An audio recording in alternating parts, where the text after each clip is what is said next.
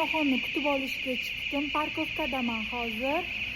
Karate Togaragini mashinasi, avtobusi parkovkaga keltirib beradi. Uyimizni pastidagi, lekin havo shunaqangi sovuq. Hatto parkovka ham muzlayotibdi, ko'cha emas. Yerni tagida parkovka. Shunaqangi sovuq, buni qaranglar. Ko'chani shamoli ichkarigacha kiryapti. Parkovka sal issiqroqdir deb o'ylab, boshimga shapka kiymagandim. Haqiqatda juda ham sovuq. Rano sal yupqaroq ketgandi. Yuhiku вообще to'garakka ketdi hozir, kechki payt to'garagi. Ishoninglar, bitta anaqa kafshonkali jemfir kiyib ketgan xolos. Aytganni qilmadi, kurtka kiyib ket desa ham.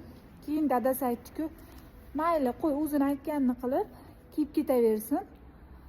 Jonidan o'tsa sovuq, qaytib kelib kiyib ketadi. Onam to'g'ri aytgan ekan deb. Chunki meni yoshimdan o'tganda, kichkinaligimizda onam maktabga biror ko'chaga chiqmoqchi bo'lsak, o'zimizcha kalta yubka yoki yubqa kiyinib chiqardi. Keyin onam sovuq kiygan kiyiming ustingga kiy desa, sovuq emas, issiq.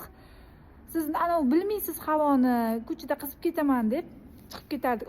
Onam aytandi deysan hali deb yuborardilar. Haqiqatda yo'l yarmiga bormasdan muzlab qolardi. Keyin o'ylardim, onam aytgandi-ya, kiy ustingga qalinroq deb. Chunki Yuhi ham shunaqa, onam aytgandi deb hali qaytib kelib kiyib ketadi u. Shunda dadasi indamagin deb, jonidan o'tsa kiyib ketadi o'zi, qaytib kelib deb. Sovuq, muzladim men. Qo'lim yana og'rishni boshladi. Bitta qo'l ana shu bir marta lat yesa, faqat har sovuq bo'lganda qo'l og'riyaverar ekanda. Qizim keldi mani. Assalomu alaykum Baranoya. Assalomu alaykum hammaga. Ustamadi videoga avasini temudan. Nima deganini ham o'zi bilmaydi. O'zbekcha gapirgisi keladi. Tili aylanmaydi.